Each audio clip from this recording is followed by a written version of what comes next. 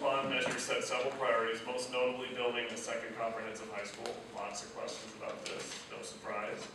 What is your specific plan to fulfill this commitment to the community? And we'll start with Mr. Giannini. Well, that's probably the most challenging question tonight. That's what everybody came here to hear. How are we going to build a second high school?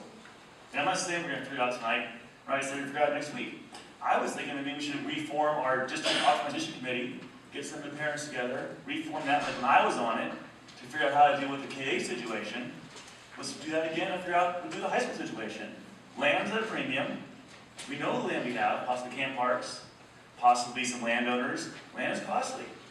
Nearly any piece of land in the city is $2 million per acre to buy, minimum. $2 to $3 million. Do we have that money to buy a piece of property to build a high school on? We know the bond's worth about $250, $280 million. Do we have a state bond yet? We don't know. So how are we going to spend $100 million on property and then build a $300 million school on it? So we have to think out of the box, like Gabby says.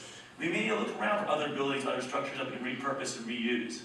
We may need to look within. What do we have in this city? What do we have in the DOSD? We can repurpose and reuse to house our high school situation. We also have a lot of different numbers out there too. We've had 3 demographers in the last year and a half. One demographer said 5,000 kids. Another demographer said 4,800 kids. Another demographer said 3,900 kids. So which number is it? Are we going to go with 5,000 or 4,000? That's the big difference in the direction we go. Programs. What kind of programs can we offer? The timing. Can we offer it in school in 2 years, 4 years, 8 years, 10 years?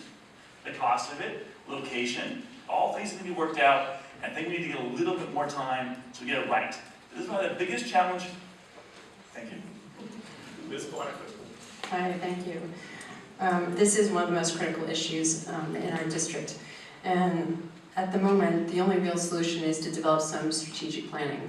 We know that we have roughly 1,000 students matriculating into our 9th grade class, or 9th grade students in high school, which means that if you do the math, thankfully not with Common Core, but if you do the math, that would lead you to an estimate of maybe 4,000 students in our high school in 3 years. That eclipses what we're looking at the moment. So when you look at that, we're at a critical stage with our high school, and yet we have not begun the necessary planning to solve it. We should right now be midway, if not completed, with our programming effort on the high school. If we had a program, we know what we need to build and the critical issues that we would need to address, the programs we would support. And only then could we look at what we could parse off for the first 1,000 student phase. So looking at where we are right now, strategically thinking, means that we need to actually consider what goes into a second high school to ensure that we provide a fair and equitable education for the students that go there.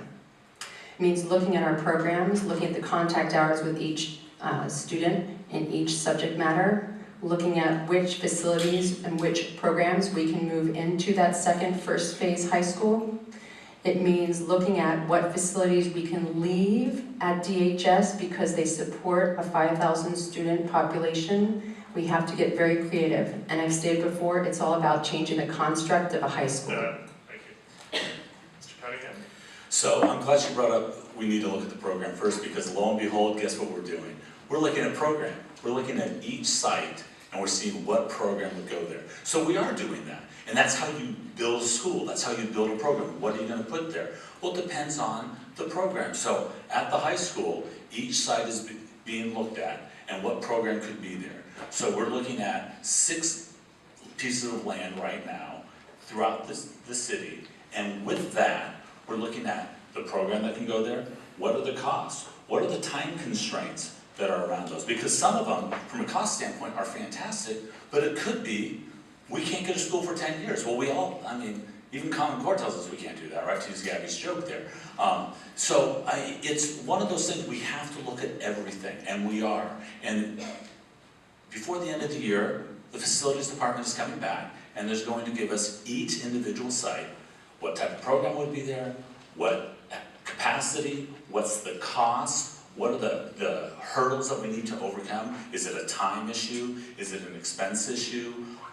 Is it a program issue? And then we can narrow it down, because what we don't want to do at the end of the day is pick one site and only one site, because if something goes wrong, then we're in trouble at the end of the day, and we have to start over again. So we have to make sure we keep more than one option open as we move forward.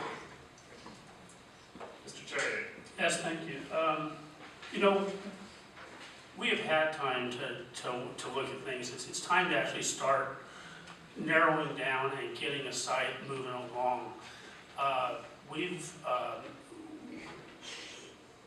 known we've needed another high school for a long time now, and it's a shame that we're just now looking at sites. But I know Joe talks about using existing buildings. That really doesn't work. I worked closely with the state architect's office for a long time. They're the ones that decide where schools can go.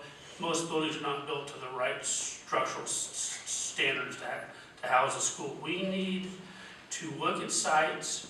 We need to narrow down, say this is where it's going to go. And what I'm afraid is going to happen is we're going to drag our heels. We're going to put improvements into the existing high school, and then we're going to say we don't have the money left to go build a new high school. We need to get going on it, and we need to stop spending the money on other things, hold it in place. That's what everybody thought Measure H was for, and we need to build that high school. Let's hold off and do anything else until we have a plan on the high school. Ms. Miller? Well, first, I realized I didn't answer the bond questions when it came up, and that my priorities are the second high school and the science labs and the modernization as they were laid out with input from the community. I just wanted to make that clear. Secondly, I want to say we can't go back 9 years. So what we're doing now is being extremely proactive in terms of finding a location. I think finding a location is critical before we can do anything else that fits our timing needs and the criteria that we're looking at to build a school. We can put a comprehensive program at any site. Any of the sites that we choose will have a program that meets the needs of Dublin students. There is so much leeway of what you can do, and there are so many amazing programs out there. When you talk about thinking outside the box, that's where it's going to come into play. But I think what's most important is for us to secure a land so we know what we're working with. We don't know what site we're looking at yet, and we will know by the end of this year. And I will say that we have been working diligently for the last, I would say, 2 years even, trying to figure this out. So the other thing I want to say is, while I hear that the most critical issue, and I understand that, is the second high school, I want to just make it clear, in my opinion, I think the most pressing issue might be the second high school and growth. I think the most critical issue is closing our achievement gap. Our school district focus is on student learning, and this whole growth issue has really had an impact in our ability to really focus on that as much as we like to. However, I will say that the second high school is the top priority with this bond measure money, with the state bond money, with whatever we can do to make that happen. Thank you. And Ms. Swan? Just like what they say, there are 6 optional sites and under investigation, see which one is more vital. But my point is like we need to work with the city and all the possible way to have some creative way to make the our high school in the place. So for instance, if there are some site, it's smaller, but we can use some of the city facility, just like what they use in Ceremony. Like there's a California High, they use the swimming pool, share with the property with the city. So some of those ideas, like we can, if the site is a bit smaller, we still can put a construction in the multiple levels, and then like a parking lot, and then in the first level, and the indoor gyms in the second level, and then as well as the science lab in the third level. Some ideas, but the main thing is like we try to work together, and then to make the high school and the land and the reality come to reality. And then as for the priority setting, and then I think we need to see. We already know that there's in 5 years they're gonna have about 4,500 kids coming to this. Sorry. And Mr. Hakeem? We definitely need to build the second high school. It impacts the quality of education, and it definitely does it not for east side or west side, it impacts every student. As we grow, we definitely want to make sure that every student has opportunity to and get the education he or she is capable of and to succeed and we cannot provide that with 4,000 students in one school.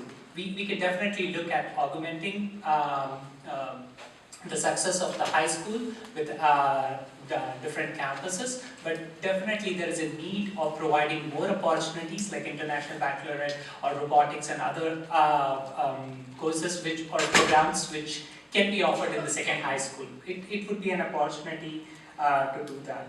Let's first look at how we can make this happen, and it is very important. We do have some money from some of the bond money, but we should not be using necessarily that. The very first thing is Prop 51, which is the $9 billion, it should pass. It should pass because that's the money which we could leverage from the state. We have advocated to the state, we will go back again and we'll get ourselves prioritized and get that. The third thing is, make sure the developer are paying the fair share. It is very, very important because I don't think the developers have paid the fair share and we need to get that. We have to ensure that it's mutually assured, it's mutually assured growth. Last is be creative. We need to work with the city and the corporates to get the funds which we need to build this.